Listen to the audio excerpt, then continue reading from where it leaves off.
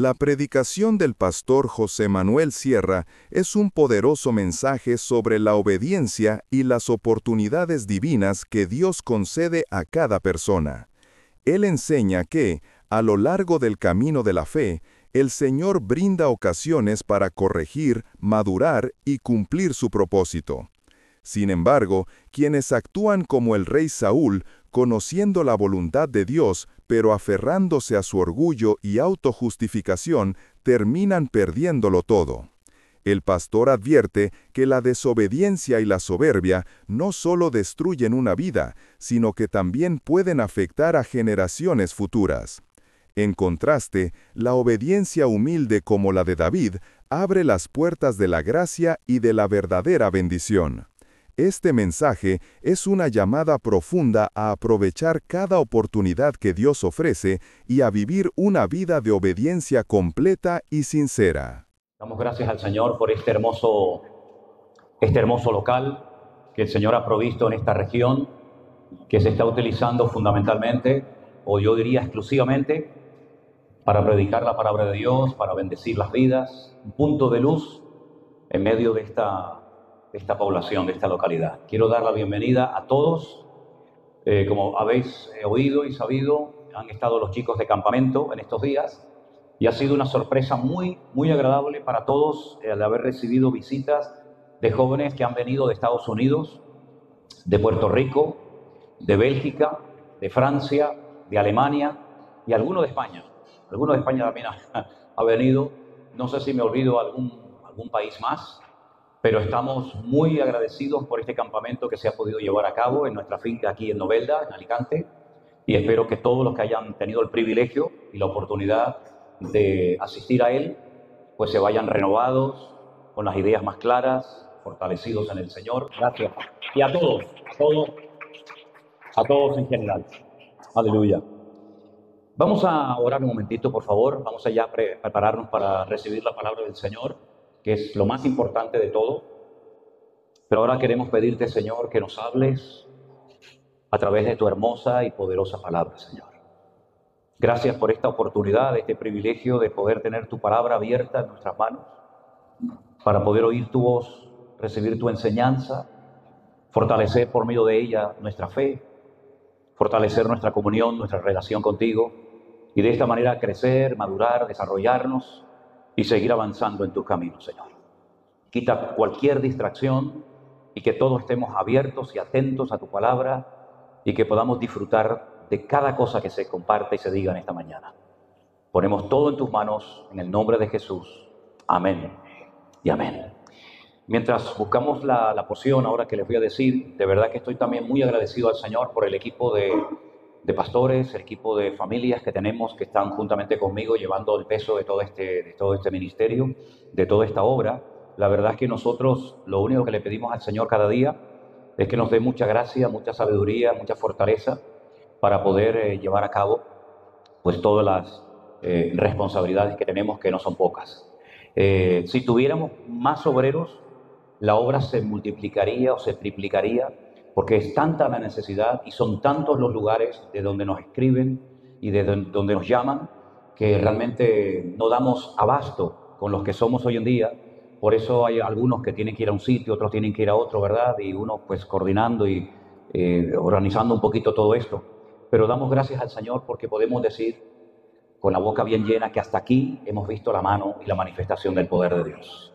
Ni en nuestros mejores sueños podíamos habernos imaginado todo lo que el Señor nos está permitiendo vivir y ver que no sabemos hasta dónde nos llevará el Señor, pero lo que está bien claro es que todo esto son enormes sorpresas y bendiciones que no han venido por méritos personales. Eso lo quiero dejar bien claro. Esto no hay ningún mérito personal, no hay una razón, digamos, lógica de todo esto, sino que esto es simplemente producto y resultado de la bondad y de la misericordia de Dios. No tiene otra explicación, no hay un método que ahora lo vamos a escribir dentro de unas semanas para que la gente lo copie o lo imite, como hay iglesias, como hay ministerios que parece que ellos han descubierto un sistema o un método de multiplicación, de crecimiento de iglesias, etcétera. Entonces lo publican y entonces la gente comienza en diferentes partes del mundo a clonar, ¿no? A hacer lo mismo, a hablar igual, predicar igual. No, nosotros no trabajamos así porque entendemos que esto no es un método de trabajo, sino simplemente es ser fiel en lo poco y el Señor va a multiplicar, porque dice la Biblia y lo dice muy claramente en muchos pasajes. Por ejemplo, en 1 Corintios 3 dice que unos sembraron, otros regaron, pero el crecimiento, ¿quién lo ha dado? Ha sido el Señor.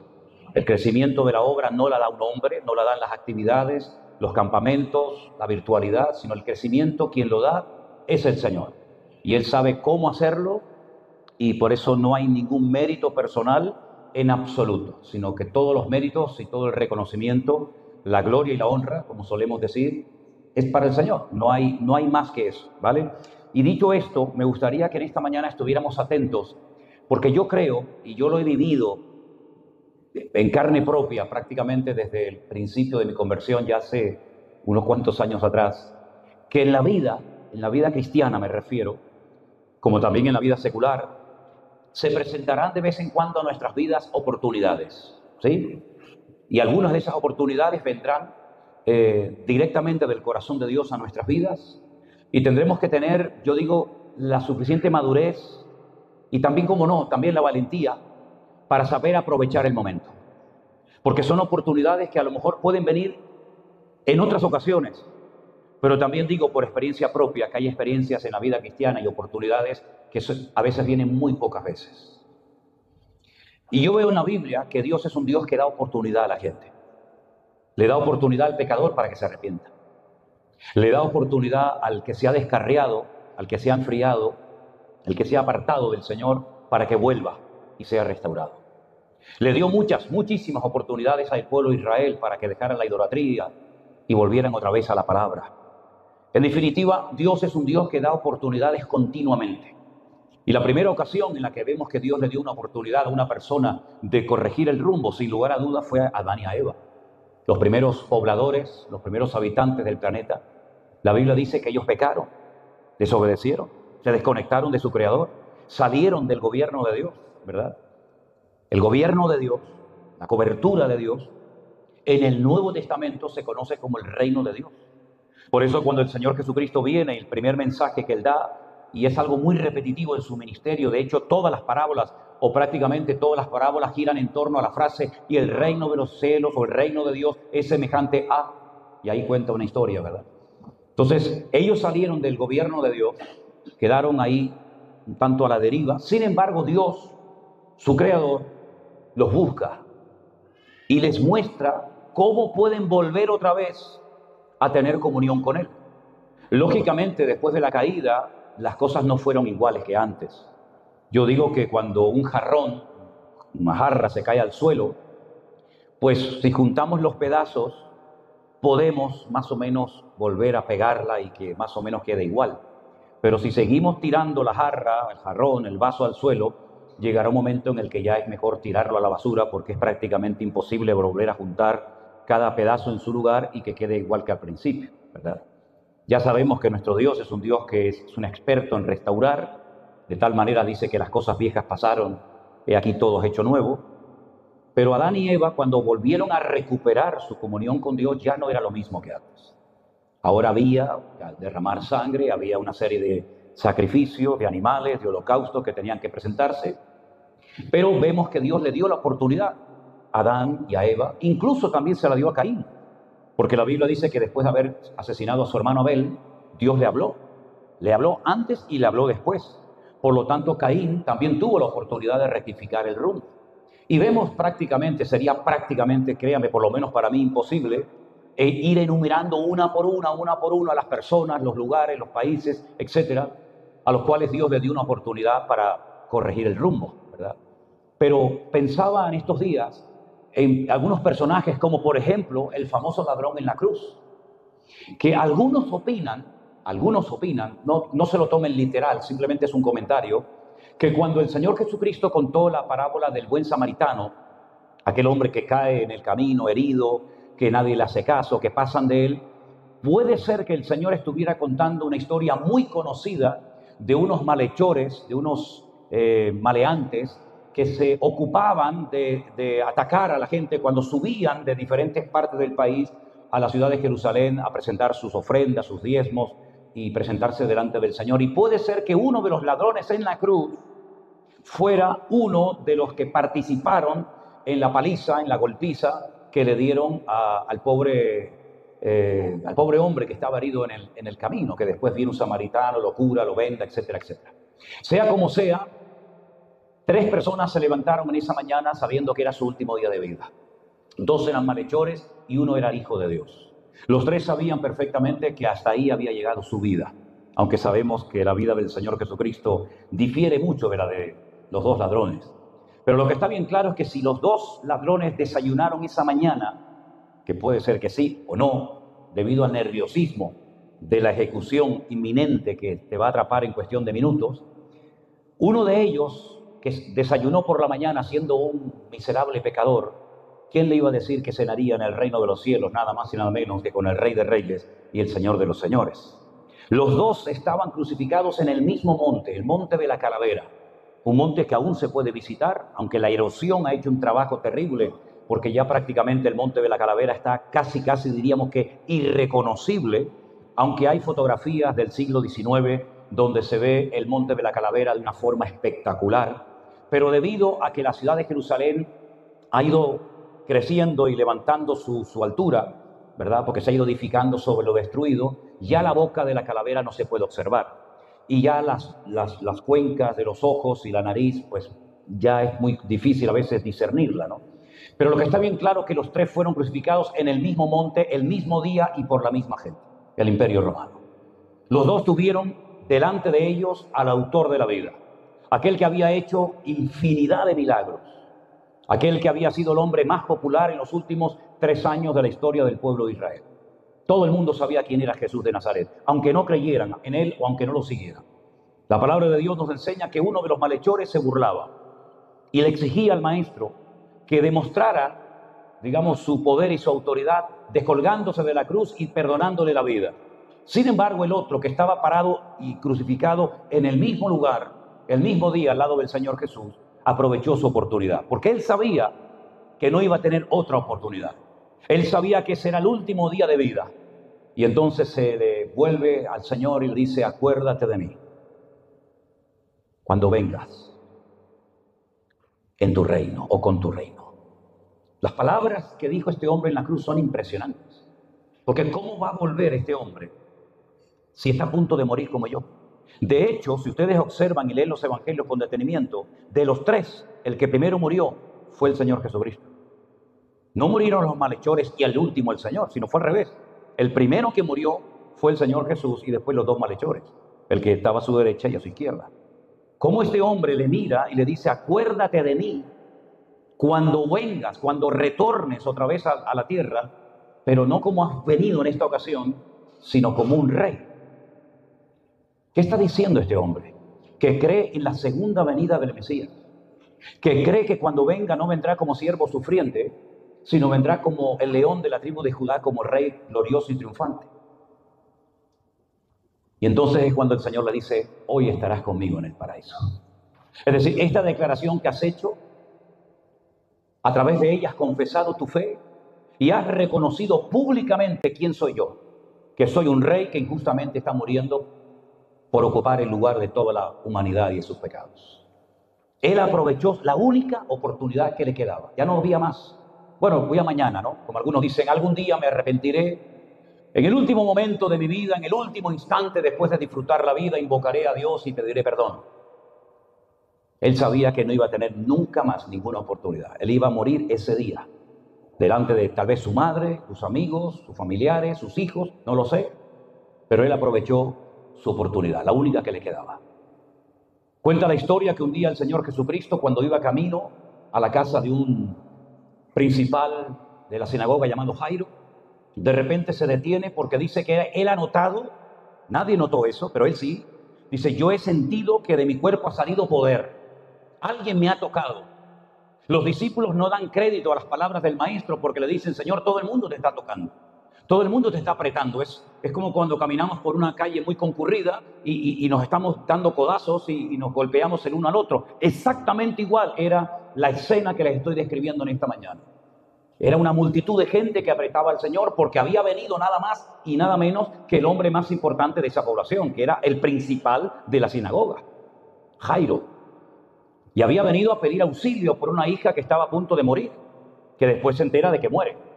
Y todo el mundo va detrás del maestro y de Jairo porque no es fácil para un principal, para un rabino judío, públicamente pedirle ayuda a este que para muchos no era nadie. Y la gente va por curiosidad a ver qué es lo que va a suceder. Pero en el camino, él se detiene y hace la pregunta: ¿quién me ha tocado?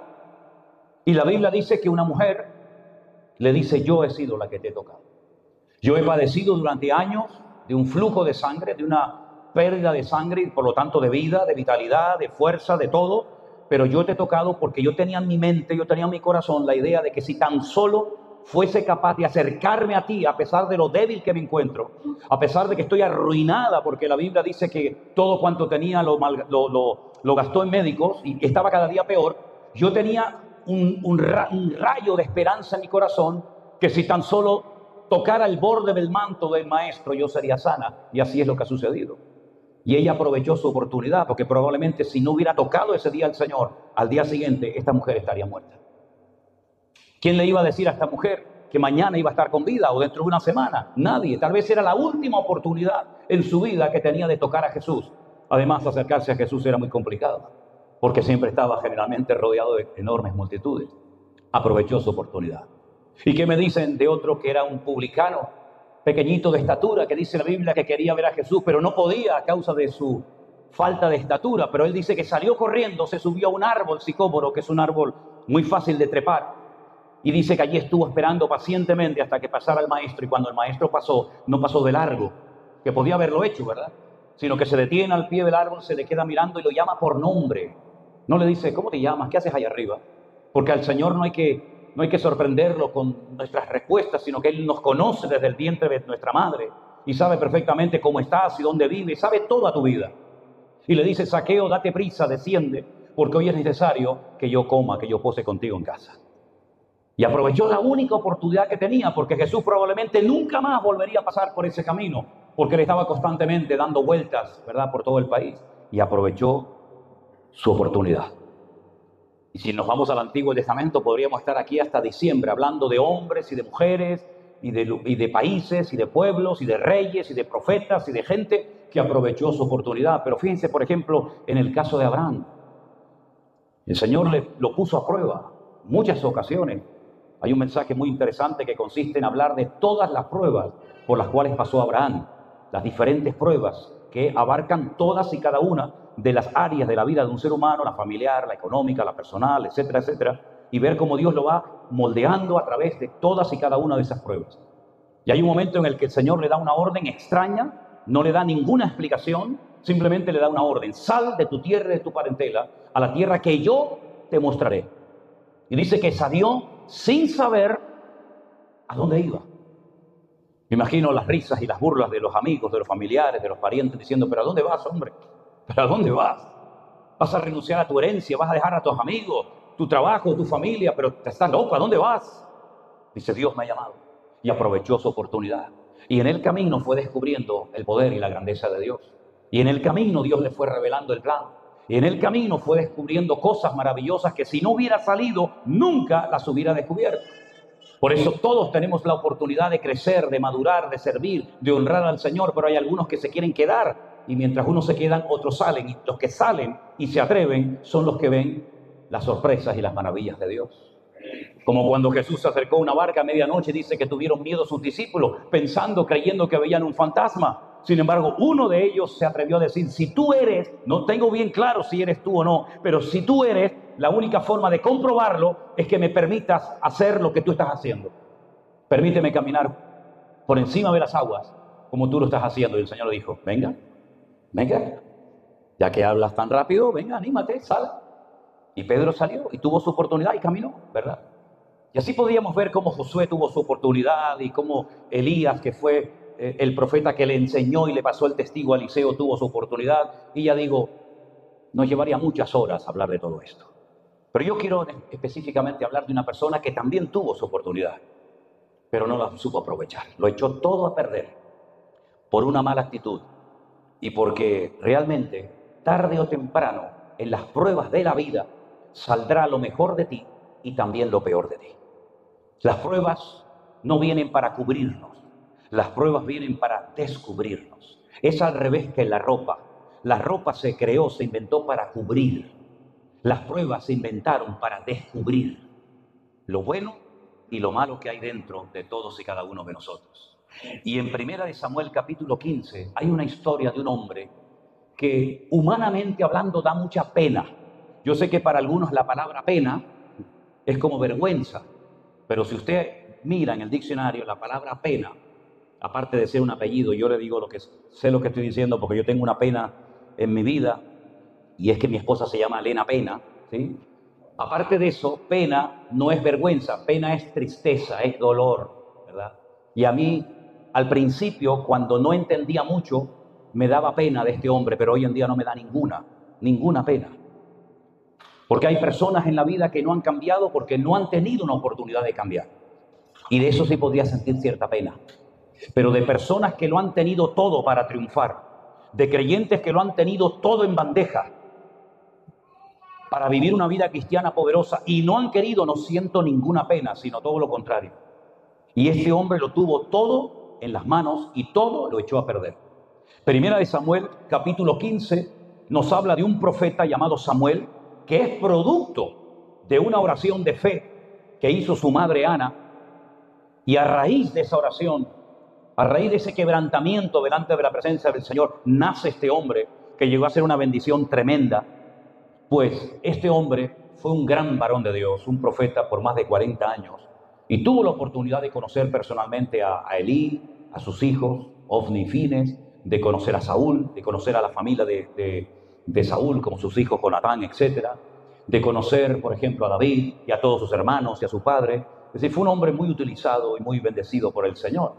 Y este hombre en el capítulo 15, ya digo, de 1 Samuel, verso 1, dice que después Samuel le dijo a Saúl: Jehová el Señor me ha enviado a ti para que te ungiese por rey sobre su pueblo Israel. Ahora pues está atento a las palabras del Señor. Es decir, procura estar muy atento porque viene la oportunidad de oro para tu vida. Así ha dicho Jehová de los ejércitos: yo castigaré lo que hizo Amalec a Israel al oponerse en el camino cuando subía de Egipto. Déjenme que me detenga un momento aquí. Sería muy bueno que ustedes se aprendieran los nombres y el significado de los nombres y las estrategias que utilizaban los enemigos que la Biblia dice que Israel tenía en el territorio que hoy en día están ocupando. Cuando el pueblo de Israel sale de Egipto, ellos cruzan la península del Sinaí y tienen que entrar a un país que en aquel momento se llamaba Canaán. Canaán era un nieto de Noé, que fue maldecido cuando éste volvió en sí y se enteró de que uno de sus hijos, Can, pues quiso ir más allá de lo que le correspondía hacer. A ese país de malditos, de una promiscuidad sexual, de un paganismo horroroso, de una idolatría brutal, los quiere llevar el Señor para que hagan una limpieza en lo natural, que es un reflejo de lo espiritual. Y habían 7 naciones o 7 pueblos que vivían en ese lugar. El de más al sur, el primero que se encuentra, es decir, el que estaba ocupando el territorio que hoy en día se conoce como la Franja de Gaza. En ese territorio de la Franja de Gaza es donde vivía Amalek. Y de todos los enemigos que tuvo que hacerle frente Israel, solamente uno se rindió y se fue. Dijeron: está bien, esta no es nuestra tierra, nosotros tenemos nuestra tierra, nos hemos metido aquí sin permiso. Cogieron y se fueron, pero los demás no quisieron irse y le hicieron frente a Israel.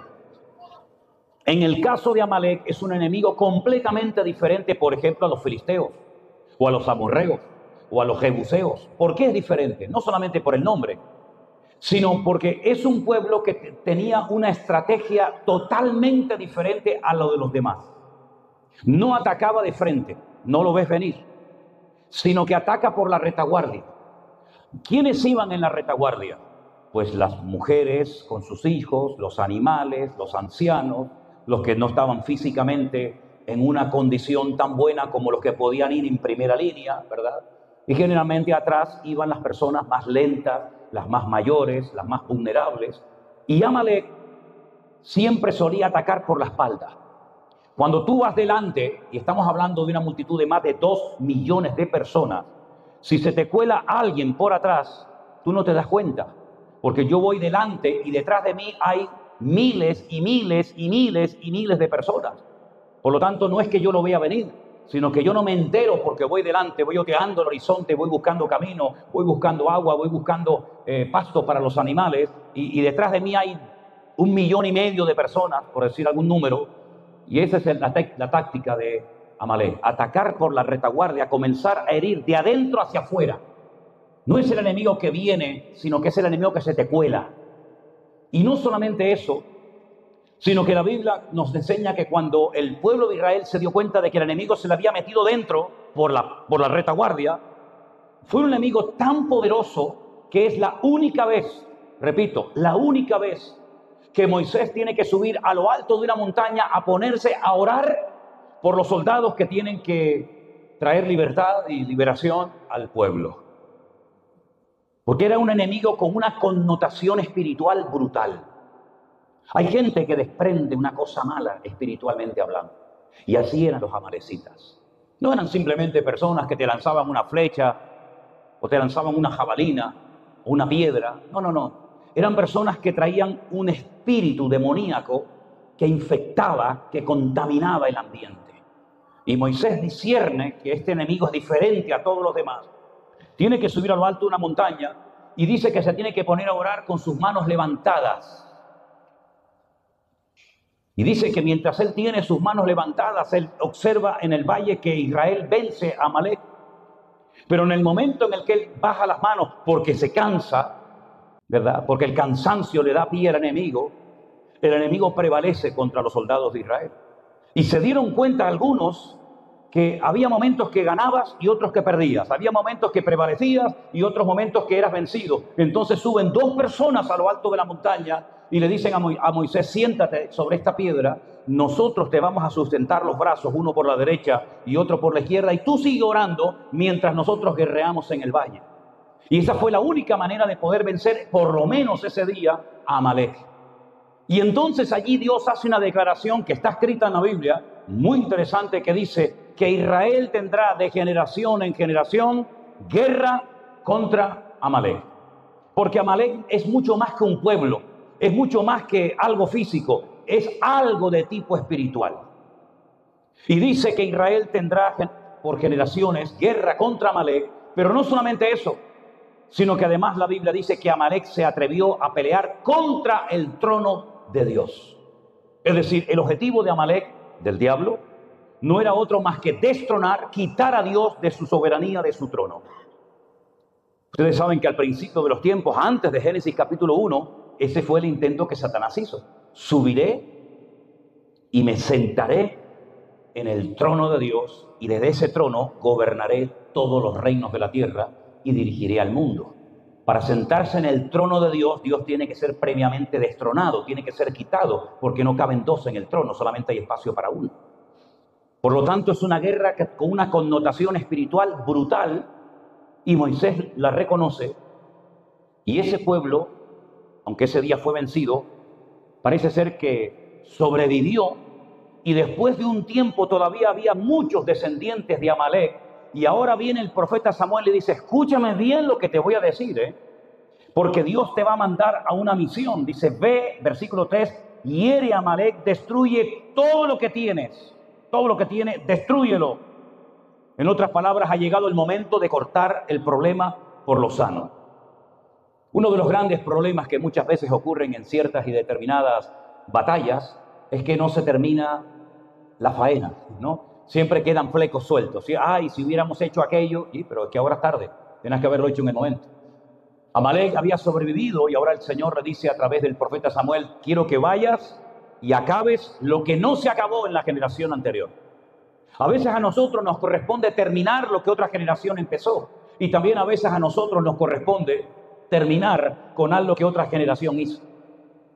Y en esta ocasión, el rey Saúl había recibido la comisión, el mandato divino, la misión de ir y acabar definitivamente con este problema para siempre. Aparentemente lo entendió. Y una de las cosas que muchas veces veo a muchos creyentes es que están durante mucho tiempo, durante años, orando para descubrir cuál es la voluntad de Dios para su vida. Y se les va la vida orando. Y oran, ¿será la voluntad de Dios que estudie medicina o arquitectura? ¿Será la voluntad de Dios que me case con este o con aquella? ¿Será la voluntad? Y están toda la vida siempre buscando la voluntad de Dios. A veces es fácil, otras veces lleva años. Pero lo que está bien claro es que Saúl ni tenía que orar. Saúl no tenía que pararse y decir, Dios mío, háblame, muéstrame, ¿qué hago? ¿Me voy, me quedo, peleo, me rindo? ¿Qué hago? Saúl sabía perfectamente lo que tenía que hacer. Y cuando una persona sabe lo que tiene que hacer y no lo hace, está pecando. ¿Conocen el versículo que dice, el que sabe hacer lo bueno y no lo hace? Es pecado. Él sabía lo que tenía que hacer. No tenía que pedir una confirmación. Nunca pidas ni ores para que Dios te confirme lo que Él ya claramente te ha hablado. ¿Cuántos dicen amén? Repitan conmigo. Nunca tengo que orar para que Dios me confirme lo que claramente me ha enseñado. Otra vez. Nunca tengo que orar para que Dios me confirme lo que claramente Dios me ha hablado. ¿Qué confirmación necesitas? Dios te ha dicho, quiero que vayas y hagas esto, esto y esto. No cojas nada del enemigo. ¿Por qué le dice no cojas nada del enemigo? Porque el botín de guerra se podía tomar para luego repartirlo entre los soldados. Por ejemplo, en Jericó no se permitió coger nada porque era la primera ciudad que se conquistaba y lo primero, todo era siempre para el Señor. Pero en las demás guerras, incluso David estableció una norma que era que los que se quedaron con el bagaje, los que se quedaron cuidando los animales, tendrían también parte en la repartición del botín. Pero en esta ocasión el Señor le dice a Saúl, no cojas nada. Porque Amalek era un enemigo muy rico. Y se te van a ir los ojos. Y vas a ver sus vacas, vas a ver sus ropas, vas a ver sus casas, vas a ver sus caballos. Y se te van a ir los ojos. Y yo te digo de antemano que no solamente tienes que destruirlo, sino no darle lugar a la codicia, a la avaricia. Oye, mira qué caballos, pero ¿cómo los vamos a matar estos caballos? ¿Y cómo vamos a matar estas ovejas? ¿Y cómo vamos? Nada, no cojas nada. Ok. Resulta que la historia sigue contando. Estamos en 1 Samuel 15, ¿verdad? Versículo 4. Saúl pues convocó al pueblo, les pasó revista en un lugar llamado Telaim, 200,000 de a pie, 10,000 hombres de Judá, una barbaridad de soldados, tremendo. Vinieron Saúl a la ciudad de Amalek, puso emboscada en el valle. Verso 6, dijo Saúl a los ceneos, idos, apartaos y salid de entre los de Amalek, para que no os destruya juntamente con ellos, porque vosotros mostrasteis misericordia a todos los hijos de Israel cuando subían de Egipto. Se apartaron los ceneos de entre los hijos de Amalek. Lo mejor que hicieron, apartarte, no sea que tú también caigas innecesariamente, ¿no? A veces por estar en el lugar equivocado, con la gente equivocada, te pasa a ti lo mismo, que no tenía que haberte pasado, pero por juntarte con te pasó lo mismo. No, yo no fui, pero tú estabas. Luego tú también vas a caer. Saúl derrotó a los amalecitas desde Ávila hasta llegar a Shur, que está al oriente de Egipto. Y ahí viene el problema. ¿Y qué dice ahí? Tomó vivo a Agag, el rey de Amalek. Pero a todo el pueblo lo mató a filo de espada. Sí, mató al pueblo a filo de espada, pero al rey, que es el principal, le ha perdonado la vida.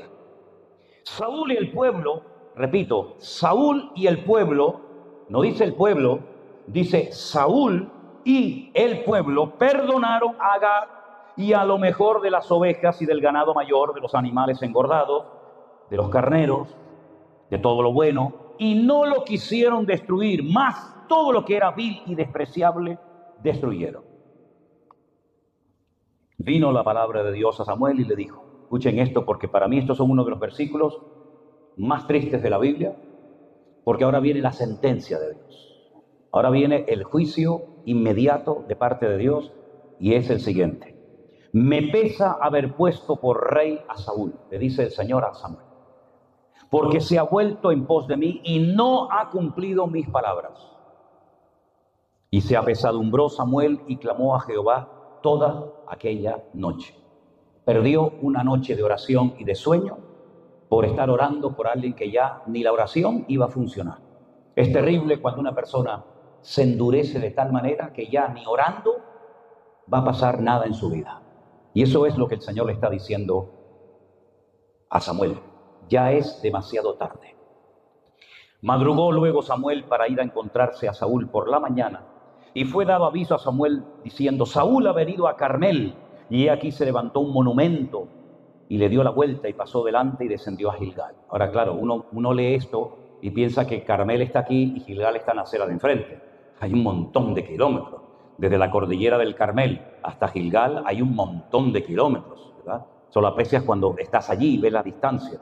Vino pues Samuel a Saúl, y Saúl le dijo: bendito seas tú de Jehová, yo he cumplido la palabra del Señor. Lo leemos juntos este versículo, por favor. Versículo 13. Vino pues Samuel a Saúl, y Saúl, ¿qué le dijo? Bendito seas tú de Jehová, yo he cumplido la palabra de Jehová, yo he cumplido la palabra de Dios. Ya viene justificándose, haciéndose el espiritual. Hoy en día diríamos: Dios te bendiga, hermano. Bendito seas tú del Señor, yo he cumplido la palabra del Señor. Ya viene justificándose que no ha cumplido la palabra del Señor, pero él piensa que Samuel es tonto. Samuel le dice: pues qué balido de ovejas y bramido de vacas es este que oigo con mis oídos. Es decir, si has cumplido la palabra del Señor y vienes de la guerra, ¿cómo hay aquí un montón de ovejas? Porque a nadie se le ocurriría ir a la guerra con 1000 ovejas, 40.000 camellos, 200 ovejas. Es ridículo. Y este ruido, ¿de dónde viene? Y entonces es cuando dice: de Amalec los han traído.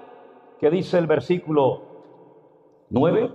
Saúl y el pueblo perdonaron a Gad. Saúl y el pueblo perdonaron a Gad. ¿Quién era Agag? El rey de Amalec. Y ahora dice él: el pueblo, ha sido el pueblo el que los ha perdonado, las ovejas, las vacas, para sacrificarlas al Señor tu Dios. Ni siquiera dice a mi Dios, sino a tu Dios. Porque tu Dios siempre está pidiendo animales, porque tu Dios siempre está pidiendo ovejas. Entonces el pueblo, como sabe que tu Dios es el que siempre está pidiendo, pues las han perdonado para ofrecérselas a tu Dios, porque yo con ese Dios no sé nada. Increíble. Entonces Samuel le dijo a Saúl: déjame declararte ahora lo que Jehová me ha dicho anoche. Y él le dijo: di. Samuel le dijo: aunque eras el más pequeño en tus propios ojos, no has sido hecho jefe de las tribus de Israel, y el Señor te ha ungido por rey de Israel. Tú pensabas que nunca llegarías a triunfar en la vida, que eras un don nadie, que eras el más pequeño, el ser humano más insignificante de la tierra, pero a pesar de que tú vivías y pensabas y actuabas así, Dios le dio la vuelta a la tortilla y te ha hecho el hombre más poderoso, más rico y con más influencia de todo Israel. Te ha hecho el rey del país. ¿Te parece poco? Y el Señor te envió en misión y te dijo: ve y destruye a los pecadores de Amalec y hazles la guerra hasta que los acabes. ¿Por qué pues no has oído la voz del Señor, sino que vuelto al botín has hecho lo malo ante los ojos de Jehová? ¿Por qué? A ver, versículo 20. Saúl le dijo a Samuel: antes, otra vez, no hay manera, no hay manera de que reconozca nada. Antes bien, yo he obedecido la voz de Dios. Yo fui a la misión que Jehová me envió y he traído a Agag, rey de Amalec, y he destruido a los amalecitas. Mas el pueblo otra vez le echa la culpa a los demás, ¿ves? Es que el pueblo, yo no tengo nada que ver con esto. Tenemos a un, creo que se apellida Sánchez. Tenemos a uno, me parece, os suena, ¿no? No, yo no sé nada. No, esos fueron ellos. No, yo no sé nada. ¿No te suena algo así? Es el mismo espíritu. No, ellos fueron los que robaron, yo no he robado. No, ellos fueron los que se fueron. Oye, no sé por qué, pero en vez de Saúl me dan ganas de poner Sánchez. No sé por qué, es una cosa que me está pasando rara esta mañana. El pueblo fue el que tomó el botín y las vacas y las primicias del anatema para ofrecer sacrificio. Otra vez dice: a tu Dios. Otra vez dice: a tu Dios en Gilgal. Y Samuel le dijo: ¿se complace el Señor tanto en holocaustos y en víctimas como en que se obedezca a las palabras de Dios? Ciertamente el obedecer es mejor que los sacrificios, y el prestar atención es mejor que la grosura de los carneros. Porque como pecado de adivinación, es decir, eres un manipulador, Saúl. Eso es lo que tú eres. Eres un adivino, que es lo que hacen los adivinos, manipular, tergiversar, ponerse el mundo espiritual a su favor. Así eres tú, siempre echándole la culpa a los demás. Es que el pueblo, es que tu Dios, yo soy el bueno, yo he cumplido, yo he obedecido, ¿verdad? Pero tú eres una persona que está bajo ese espíritu de manipulación o de adivinación. Eres un rebelde y como ídolos e idolatría es la obstinación, cosa que tú eres. Por cuanto tú desechaste la palabra del Señor, Él también te ha desechado a ti para que no seas rey. ¿Se atreven a decir amén a esto? Ah, amigo, tremendo, ¿no? Es decir, lo has perdido hoy todo por no obedecer al Señor. Fíjate lo que una persona puede llegar a perder en la vida por no obedecer a Dios. Y humanamente hablando uno dice, pero hombre, tampoco es para tanto, ¿no? No sé si hay alguien aquí que está pensando eso. Yo lo pensé durante años, porque uno dice, bueno, ¿y lo que hizo David? Ostras, lo que hizo David, que saca los prismáticos. Sabes que David tenía prismáticos, ¿no? El primero que usó los prismáticos fue David. Saca los prismáticos y digo, yo, ¿esto qué es? No, esta es mi madre. Tráeme el abanico, tráeme el pay un poquito. ¿Eh? No, pero cuidado que está casada, ¿eh? No te vayas a meter en camisa de 11 varas, que como se entere el marido, no pasa nada, yo me cargo al marido. Para eso soy el rey. Con dinero o sin dinero, yo sigo siendo el rey. Se carga el marido, se acuesta con la vecina, Dios lo perdona y sigue siendo rey. Y este que no obedece al Señor, Dios le dice, hasta aquí hemos llegado, amigo. Nunca más voy a confiar en ti, ni te voy a mandar a nada, porque eres un rebelde y eres un desobediente. La gran diferencia entre uno y otro no es el tamaño del pecado, porque delante de Dios no hay tamaño de pecado, no hay veniales y mortales, blancos y negros. La gran diferencia entre uno y otro es que este, que sabe que ha pecado tremendamente y que es digno de muerte, se arrepintió de todo corazón delante de Dios. Y dijo, yo he pecado delante de Dios. No dijo, no, yo no tengo nada que ver, hombre. Y sí, tú no tienes nada que ver. Y ahora resulta que la vecina parece embarazada porque se limpió con una toalla, ¿no? Como dijo una vez, no mamá, yo me quedé embarazada porque yo me sequé con esta toalla. Digo, ya. Yo soy digno de muerte, pero él se arrepintió delante del Señor. Y el Señor lo perdonó. Porque el Señor, cuando hay un genuino arrepentimiento y un deseo de cambiar y de dejar el pecado, Dios te da 1000 oportunidades más. Pero es que el otro Saúl, nunca quiso cambiar, nunca admitió nada, nunca se arrepintió. Y entonces dice, pues si no te quieres arrepentir, ahí te quedas, amigo. Seguirás siendo el rey hasta el día que te mueras. Pero no me sirves más como rey. Porque tú estás siempre echándole la culpa a los demás de tus pecados, tú estás siempre echándole la culpa a los demás de tus rebeliones y de tus malcriadeces. Y así no se puede cambiar por la vida. Ahora, ¿han conocido a gente en alguna iglesia, sea esta u otra, que actúa igual que Saúl? No, si yo soy bueno. Lo que pasa es que a mí el pastor no me hace caso. Y yo vengo, pero no cuentan conmigo. Y resulta que yo no dije, yo no fui. Mira, déjate de rollos. Saúl, déjate de justificaciones absurdas. Si tú has pecado, chico, reconócelo. Así como fuiste tan hombre y tan valiente para pecar, sé tan hombre y tan valiente para pedirle perdón al Señor y decir, perdóname, lo he hecho mal. Y perdonaste nada más y nada menos que al más importante del campamento, al rey, Amalek. Lean con detenimiento el libro de Esther. No tenemos tiempo para entrar en esto. Pero el libro de Esther, aquel hombre que se levanta y dice, voy a exterminar a todos los judíos, ese sí que era un genocida, Ese sí que era terrible. Porque ese no fue como Caín, que quiso matar a uno. Este lo quiso matar a todos. Este no fue como el faraón, porque el faraón fue terrible, pero a las niñas y a las mujeres les perdonó la vida. No. Este quería matar a jóvenes, ancianos, niños, todos los quería matar. El libro de Esther gira en torno a una persona que quiere exterminar a todo el pueblo de Israel. Y gracias a Dios, a la intercesión de Esther, ¿se acuerdan la historia, no? Una pregunta, ¿y ese que quería exterminar al pueblo de Israel, de dónde era? Era una amalecita, uno de Amalek.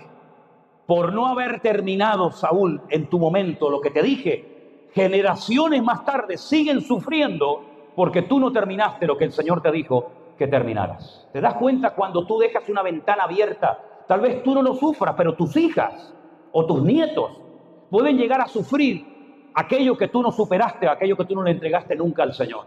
Y es ahí donde dice la Biblia que Dios puede llegar a visitar la maldad de los que me aborrecen hasta la tercera y cuarta generación. Mira cómo David fue capaz de poner una línea y decir, he pecado, pero yo me arrepiento. Hubieron consecuencias, pero hoy en día ya no hay esas consecuencias del pecado de David. Pero hoy en día, ahora mismo, hay en el mundo consecuencias porque los amalecitas todavía están vivos. No necesito que nadie me diga amén, pero es la cruda realidad. Entonces piense por un momento cuál es la función espiritual que a usted le corresponde hacer, porque yo sé cuáles son las mías y las tuyas cuáles son. Porque si tu función espiritual no la cumples, le vas a meter el marrón o la carga a otros hermanos que tenían que haber vivido en libertad, pero no viven en libertad porque tú no cumpliste con tu misión en el momento adecuado. Y eso fue lo que le pasó a Saúl, que no fue consciente de que su pecado, su negligencia, su rebelión, su desobediencia puede llegar a salpicar a otras generaciones, como el tiempo de Esther y como hoy en día, que seguimos sufriendo las consecuencias de algo que se quedó en puntos suspensivos en vez de en un punto y final. Saúl oye esta palabra tremenda de parte de Saúl, de parte del profeta Samuel, y entonces, fíjate cómo reacciona este personaje. Verso 24. Ahora le dice Saúl a Samuel, yo he pecado, he quebrantado el mandamiento de Jehová y tus palabras, porque temí al pueblo. Tú temiste al pueblo, tú no temes a Dios, le vas a temer al pueblo. Temí a Dios y entonces consentí con ellos, perdona pues ahora mi pecado. ¿A quién le está pidiendo perdón, Saúl? Respondan. ¿A quién le está pidiendo, yo he pecado, perdóname? ¿A quién le está pidiendo perdón? Oye, es que me está viniendo a la cabeza, no es que lo estoy pensando ahora mismo, sino que ya lo traigo hace años en la cabeza, ¿sabes? Es un decir, que hubo también un hombre que cometió el peor pecado que jamás se puede cometer en la humanidad, el peor de todos. ¿Cuál es el peor pecado que un hombre podía cometer, hermano? El peor pecado de todos los que hay, el peor pecado que un ser humano podía cometer, ¿cuál era? Yo se lo digo, entregar, vender por dinero al Hijo de Dios. ¿Y quién hizo ese pecado? Cuando Judas se da cuenta de que ha entregado a un inocente en manos de los romanos, coge el dinero, se va a los que se lo dieron y le dicen, yo he pecado, yo no he hecho bien, yo he entregado sangre inocente, por favor, y tira el dinero como diciendo, no quiero saber nada. ¿A quién fue a pedirle perdón Judas? A los hombres. Lo mismo que Saúl. Le está pidiendo perdón a Samuel como si hubiera pecado contra Samuel. Tú no has pecado contra mí, hombre. Tú has pecado contra tu Dios. Yo no te puedo perdonar porque el único que puede perdonar pecado es Dios. ¿Y tú por qué no vas a Dios a pedirle perdón? Mira al ladrón en la cruz. Mira al ladrón en la cruz, ¿a quién le pidió perdón? Al Rey de Reyes y al Señor de los Señores. Y el Señor le dijo, hoy estarás conmigo en el paraíso. Has cometido delitos terribles, pero le has pedido perdón al que te puede perdonar. Tú le pides perdón a Samuel y no vas a recibir perdón porque te humillas delante de los hombres, porque te han pillado, amigo. No has dejado el pecado. El pecado te ha dejado a ti porque te han pillado con las manos en la masa. Te han descubierto, has hecho el ridículo, te han puesto la cara colorada y te han demostrado que tú eres un carnal y que no se puede nadie fiar de ti, querido. Y entonces, ¿sabes lo que hace? Versículo 25, vuelve conmigo para que adore a Jehová. Ahora te haces el espiritual, ahora vas de espiritual. Samuel le dijo, no volveré contigo, porque tú desechaste la palabra de Dios, el Señor te ha desechado para que no seas rey sobre Israel. Hombre, pero si Moisés, que era un pedazo de hombre de Dios, no entró porque un día se le fue un poco la perola, se le fue un poco la olla y le pegó 2 palazos a una piedra y no entró a la tierra prometida.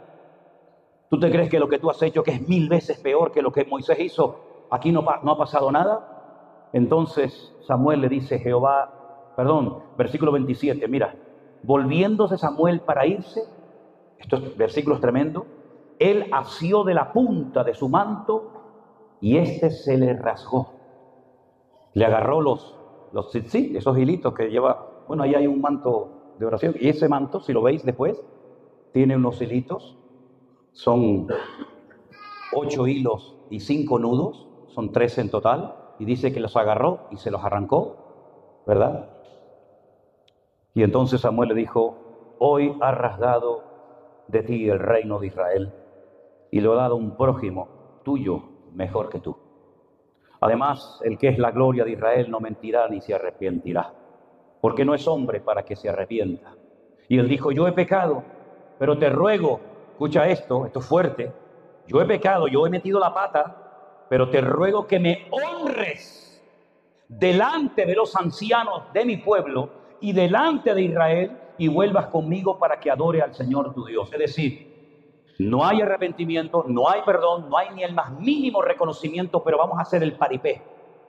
Vamos a ir delante de la gente, tú callado la boca, y tú delante de la gente me vas a honrar, me vas a hablar bien, me vas a tratar bien, para que la gente piense que yo sigo siendo el rey de Israel cuando minutos antes acabas de decir que el Señor te ha desechado. Oye, que nunca nos pase a ninguno de nosotros esta historia, porque tiene que ser terrible haber estado toda una vida en la iglesia, haber escuchado cientos de predicaciones o de mensajes, para que al final, por falta de arrepentimiento, por falta de humildad delante del Señor, lo termines todo tirando por la borda. Sería una lástima. Has perdido toda tu vida metido aquí dentro, al final para nada, para irte al infierno. Sería terrible, ¿no? Saúl podía haber cambiado. Saúl podía haberle pedido perdón al Señor y estoy seguro que el Señor le hubiera perdonado. ¿Ustedes qué creen, hermanos? ¿Ustedes creen que el Señor lo hubiera perdonado? Por supuesto que sí. No perdonó a Tomás, que le negó, o perdón, al que dijo que no, si no veía no creía. No perdonó a Pedro. Claro que el Señor siempre perdona a cualquiera cuando hay un genuino arrepentimiento, pero en el caso de este personaje, nunca pidió perdón a Dios. Siempre era todo, hónrame delante de la gente, que aquí no ha pasado nada. Terrible. Y a partir de ese momento, las cosas cambiaron radicalmente. Ahora, fíjate lo radical que actuó Samuel. Esto es fuerte, Entonces Samuel dijo, tráigame al rey Agag, tráigamelo, Amalek.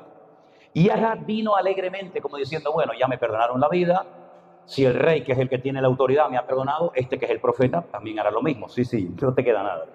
Le dijo a Agag, ciertamente ya pasó la amargura de la muerte. Y Samuel le dijo, como tu espada dejó a las mujeres sin hijos, así tu madre será sin hijo entre las mujeres. Oye, esto es buenísimo, ¿No te gusta? Yo sé que algunos dirán, a mí esto me encanta, Me lo perdí ya. Me perdí de estar allí. Le dice, Samuel lo cortó en pedazos. Lo cortó en pedazos. Delante de Dios.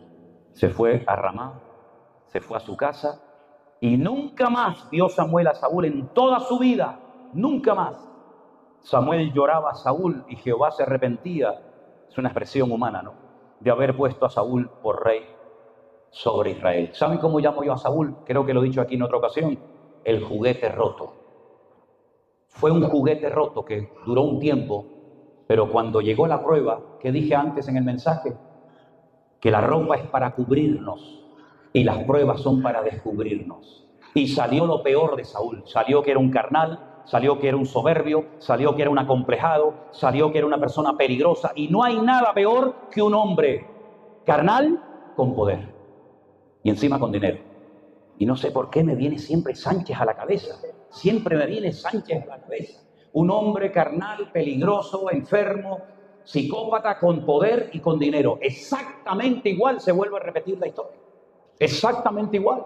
Espero que todos y cada uno de los que estamos aquí y de los que después escuchen este mensaje, si lo suben o no a las redes, tengan presente que lo que más busca el Señor y lo que más valora el Señor en nuestra vida no es cómo cantamos, ni cómo predicamos, ni cómo hacemos las cosas, sino la actitud de nuestro corazón y la obediencia de nuestra alma, hermano. Eso es lo más importante en la vida de un creyente. La obediencia, la obediencia. Nunca, nunca, escúchame bien, hermano, nunca te vas a equivocar por obedecer al Señor. Nunca, aunque no lo entiendas. Yo sé que a veces los niños dicen, ¿por qué? ¿Y por qué? No seamos nosotros así. Si Dios dice no lo toques, no lo toques. Si Dios dice no vayas, no vayas. Si Dios dice quédate quieto, no comiences a cuestionar, sí, pero y ya, y esto y lo otro, y por qué Él lo hizo. Olvídate de lo que hagan los demás y céntrate tú con el Señor. Si el Señor te dice habla, habla. Si te dice quédate quieto, no te muevas. La obediencia es lo que busca el Señor en nuestra vida. Porque el que no obedece dice que es como pecado de rebelión y de adivinación. Y siempre intenta justificar y proyectar en los demás sus carencias y sus debilidades. Por eso, mis queridos hermanos, tenemos que pedirle al Señor que nos enseñe a ser obedientes. Porque no nacemos obedientes, No nacemos obedientes. Creo que es todo lo contrario, ¿no les parece? Pero hay un versículo, y voy terminando, que dice, y por lo que padeció, aprendió obediencia. ¿Y de quién estamos hablando? Del Señor Jesucristo. Por lo que padeció, aprendió a ser obediente. Si tú quieres ser obediente con una guitarrita en la mano y dirigiendo alabanza, tú no vas a ser obediente en tu vida. Si tú quieres ser obediente simplemente por sentarte y escuchar un culto y otro y otro y otro sermón, no vas a crecer en tu vida. La obediencia viene cuando Dios nos rompe, cuando Dios nos tritura, cuando Dios nos quebranta y Dios nos prueba. Y ahí es donde tengo que aprender a someterme, a aguantar, a esperar, a morderme la lengua si hace falta. Pero ahí es donde Dios trata con mi ego, con mi carácter. Y el problema de Saúl, que fue un niño malcriado toda su vida, no era capaz de obedecer a nadie, pero sí le gustaba aparentar delante de los demás lo que no era. Y el que no es espiritual, tarde o temprano se nota. ¿Cuántos dicen amén? El que es carnal, o dicho de otra manera, el que es un carnal, tarde o temprano su carnalidad lo traiciona a la hora de hablar, de pensar o de vivir.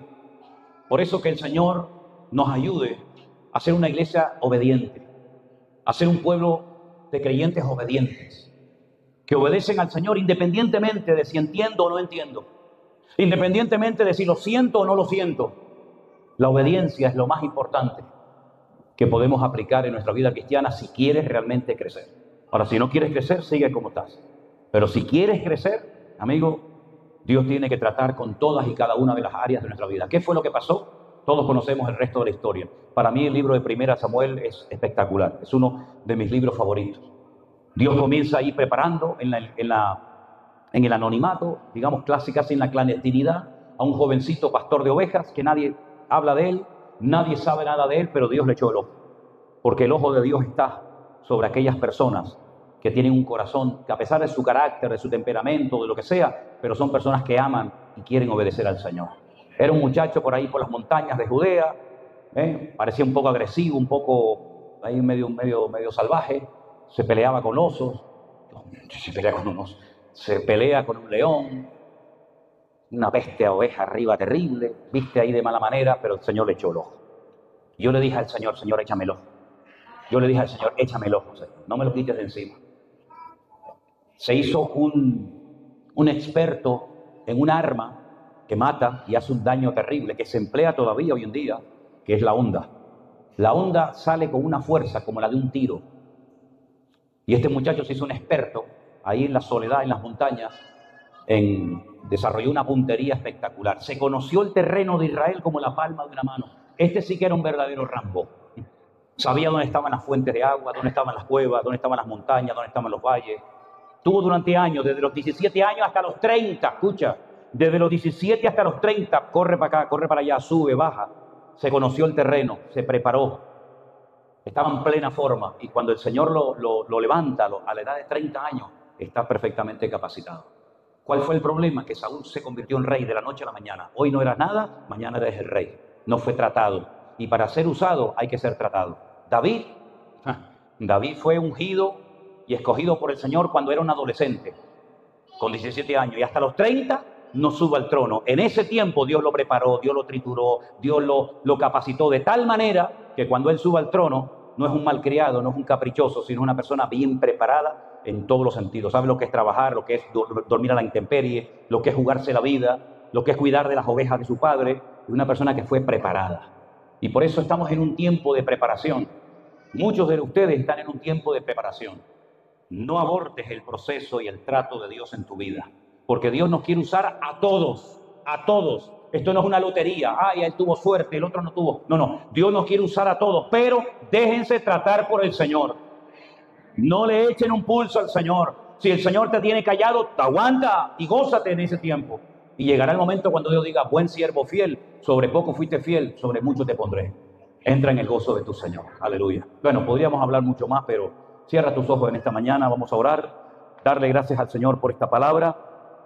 Que Dios nos guarde el corazón, porque todos tenemos enemigos con los cuales tenemos que enfrentarnos.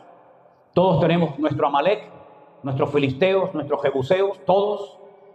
Pero todos, gracias a Dios, tenemos el mismo Dios poderoso que nos capacita y nos fortalece para la batalla. Póngase de pie conmigo en esta mañana. Padre Celestial, gracias Gracias, Señor, de todo corazón por tu palabra. Gracias porque tú estás formando un pueblo. Tú estás preparando hombres y mujeres, Señor, que se están dejando tratar y moldear y cambiar por tu poder y por tu palabra, para que cuando llegue el momento, Señor, puedan poner la mano en el arado y dejarte a ti en buen lugar. Señor, quita el espíritu de Saúl de nuestras vidas. Quita toda rebelión, toda desobediencia de nuestro carácter. Quita de nosotros el espíritu de Amalek. En el nombre de Jesús, Señor, solamente que tu Espíritu Santo, tu Espíritu Todopoderoso, sea el que nos guíe, el que nos capacite, el que nos hable y nos motive en la vida. Gracias, Señor, por tu palabra. Ayúdanos a seguir adelante en victoria, con la cabeza alta mirando al Rey de Reyes y el Señor de los Señores. Ayúdanos, Señor, a crecer, a madurar, a estar bien entrenados, forjados, instruidos en tu palabra, para que cuando llegue el momento de la oportunidad, del servicio, cuando se abra la puerta, cuando tenga que ir a un lugar, yo esté ya bien preparado y entrenado y capacitado por mi Dios para pelear la buena batalla. Vemos en tu palabra que tú dejabas hombres en Creta, dejabas hombres en Éfeso, dejabas hombres en Corinto, pero previamente fueron probados por ti, Señor. Hoy en día es exactamente igual. Dios busca hombres y mujeres genuinos, obedientes, sumisos, preparados por el Rey, para que tu obra siga adelante, mi Dios. Ayúdanos en el nombre de tu amado Hijo Jesús. Dígale al Señor con su mano levantada: Señor, arranca de mí cualquier desobediencia, arranca de mí cualquier rebelión. Hazme como tú, Señor, obediente, sumiso,